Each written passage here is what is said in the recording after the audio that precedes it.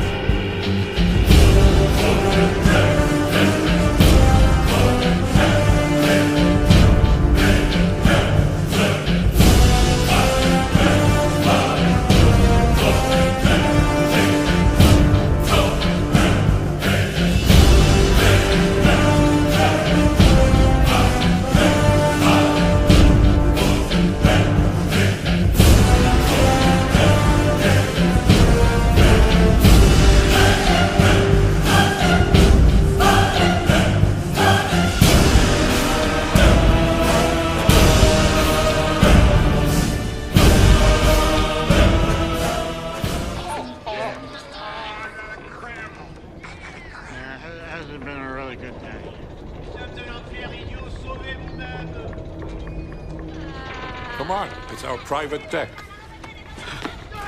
There is this absolute fascination with the primordial gods, this desire bound tightly with fear to understand their nature, and in doing so, perhaps understanding our own.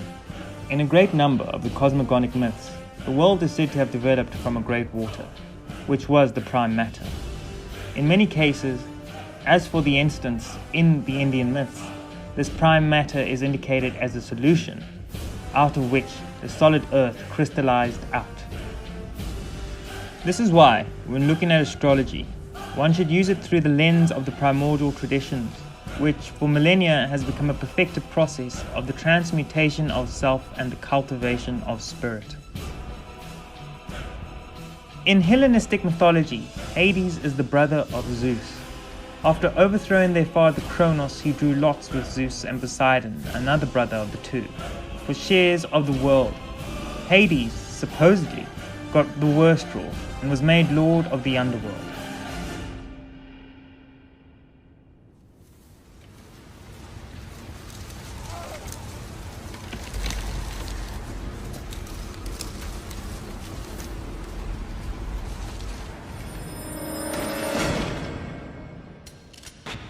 The early 2000s sci-fi saga The Matrix has with it the best archetype representation I can think of in regards to Pluto.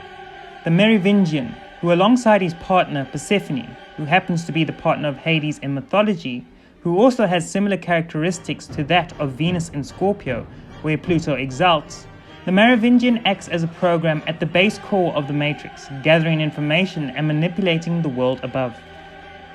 An interesting side note is that in the mythologies, Persephone would seem to have been kidnapped by Hades. However, I am of the strong opinion she chose to go with him out of her own free will. Here he is at last. Neo is the one himself, right? Pluto's ability to operate behind the veil signifies a specialist role. And in the esoteric and primordial traditions, we see this through Pluto being a higher octave of Mars. Pluto has with him the ability to understand natural law to an extent most of the other lower gods wouldn't, such as free will. Appearances. No, thank you. Yes, of course. Who has time? Who has time? But then if we do not ever take time, how can we ever have time? Chateau Aubryon, 1959. Magnificent wine. I love French wine. Like I love the French language. I have sampled every language. French is my favorite. Fantastic language. Especially to curse with. Nom de Dieu, de putain de bordel de merde de saloperie de connard d'enculé de ta mère. It's like wiping your ass with silk. I love it. You know why we are here. I am a trafficker of information. I know everything I can. The question is, do you know why you are here? We are looking for the keymaker. Oh yes, it is true. The keymaker, of course. But this is not a reason, this is not a why. The keymaker himself is very nature, is means, it is not an end. And so, To look for him is to be looking for a means to do what? You know the answer to that question. But do you? You think you do, but you do not. You are here because you were sent here. You were told to come here, and then you obeyed. It is, of course, the way of all things. You see, there is only one constant. One universal, it is the only real truth. Causality. Action, reaction. Cause and effect. Everything begins with choice. No, wrong. Choice is an illusion created between those with power and those without. Theosophy is a spiritual school of thought which bases itself on Eastern spiritualism and translates it into the Western schools. Helena Blavatsky was the mother of Theosophy. The reason I mention this is that it is said that our universe is designed by a universal mind, and the substance which is breathed into it through that of the Buddha is the cosmic matter. I have made a video covering this very topic. In the primordial traditions and esoteric astrology, Pluto deals with the cosmic energy that carries out the will of universal mind. This energy is called Forhat by theosophists and is the reason why things actually happen. This is the force which Mars uses to form and break apart structures at the cell and molecular level. However, Pluto is the one who directs this entire process, acting as an overseer. So the magnetic and nuclear nature of Pluto comes in, acting as a pivot and nodal point for the energetic cosmic channels to operate. This is why Pluto in traditional astrology has the characteristics of being obsessive, given it must constantly perform these vital tasks so that things may function in accordance to their intended design. The energy of Forhat has been symbolized through the color red, representing how this cosmic energy uses the cosmic blood vessels in it to move around and meet objectives set out by universal mind. In the process of metaphysical alchemy, the alchemist must pass into the stage of redness, or rubedo. This stage symbolizes the point of interaction, an awareness of the connective cosmic tissues and vessels that Forhat proliferates.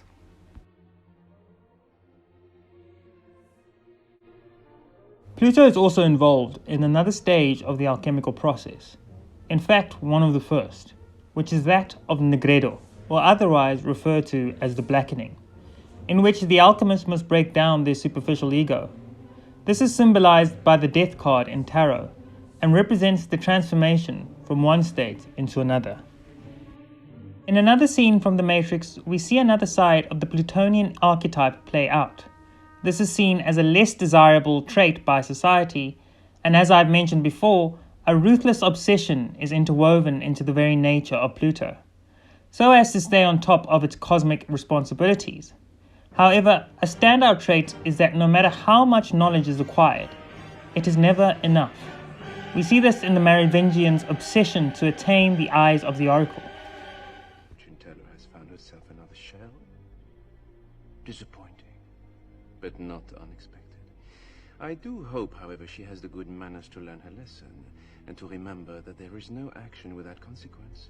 And if you take something from me, you will pay the price. You know why we are here. Come now. What kind of question is this? Of course I know. It is my business to know. And some might think this is a strange coincidence, but I do not. I am curious, though, as to how it actually happened. Do you know? No. No? I did not think so. But it is always best to ask. Huh? We want to make a deal. Always straight to business, huh, Morpheus? Okay.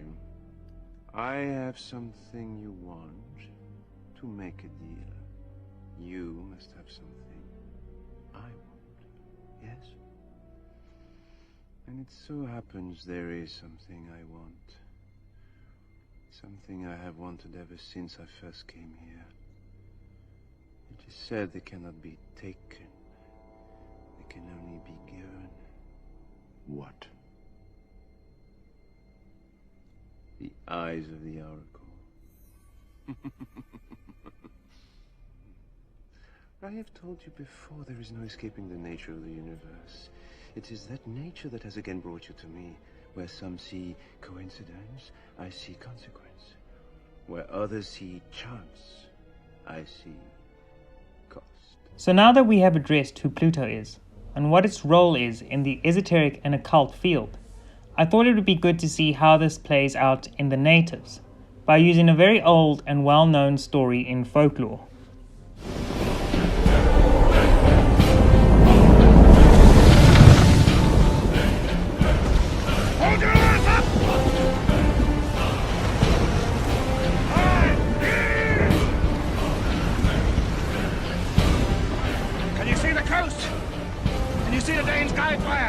I see nothing but the wind and the rain! No fire! The original story of Beowulf is an old English poem about a Germanic hero, in which a hero arrives to help a struggling kingdom defeat a demon, who is in fact the scorned seed of the king of that kingdom. Beowulf defeats the monster and eventually becomes king, but at a great cost. There is of course a big difference in the original poem compared to the 2007 version. However, the character and the trials of Beowulf match the Plutonian dominant personality.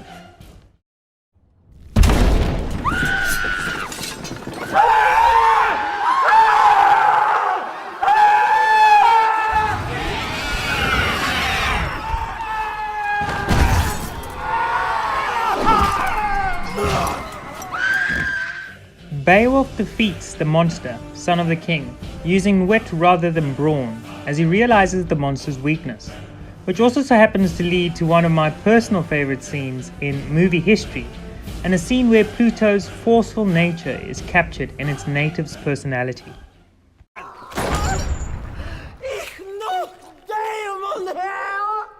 It speaks. It speaks! I am Ripper, Tearer, Slasher, Gouger. I am the teeth in the darkness, the talons in the night. Mine is strength and lust and power. I am Beowulf! So, throughout Beowulf's rise, there is the story of a pending defeat, a transformation that Beowulf must undergo. Beowulf's interaction with beings of the netherworld show the link a Plutonian personality can have to the underworld under Pluto's influence.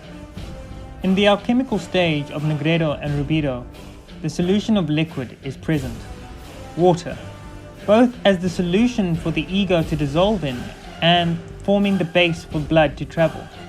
This falls under the sign Pluto rules, which is Scorpio, and the deacon which Pluto exalts in, which is in the cardinal water sign of Cancer. The lessons for people touched by Pluto are some of the hardest lessons there are in the spiritual process of self-transmutation. But should the native find the strength, by remembering that Pluto is a higher octave of Mars, should that moment of defeat come, then it is truly the moment in which that native discovers just how powerfully gifted they are.